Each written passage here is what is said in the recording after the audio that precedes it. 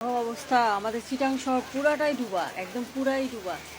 আমার বাসার সামনে এই যে ডুবা, একদম পুরাই ডুবা। পুকুরটা ডুবে গেছে, মাছ সব বের হয়ে যাবে। সাপ এখানে প্রচুর মাছ, প্রচুর মাছ। এই মাছগুলো এখন বের হয়ে যাবে।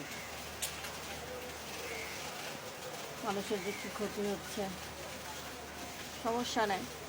আল্লাহ আমাদের বাঙালি জাতিকে ধৈর্য ধরা তো দান করুক সবখানে। আজকে আমার এই জায়গা যখন ডুবে গেছে, তার মানে অবস্থা খুবই খারাপ।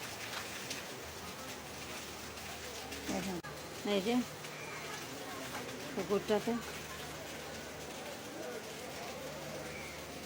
আমার বাসার সামনে এরকম, আর আল্লাহ জানে আমি ইয়াতে যাইলে কি অবস্থা হবে।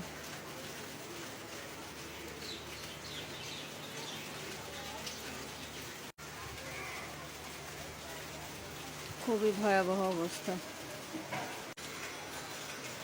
এই যে এই সাইডটাতে শুধু পানিই ঢুকতেছে, পানিই ঢুকতেছে।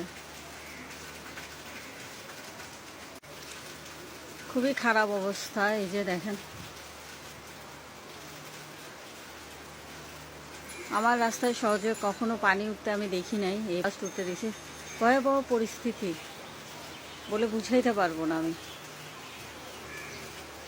এই যে চারপাশে শুধু পানি আর পানি। পাখিটা গিয়ে চলে আসছে মাছ খাওয়ার জন্য।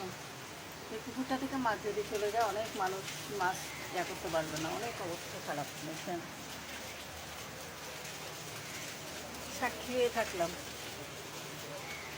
এই পানি। বৃষ্টি তো চলতেই আছে, মানে সারা রাত ধরে বৃষ্টি এখন, এবং এখন আর স্টিল বৃষ্টি। আলহামদুলিল্লাহ।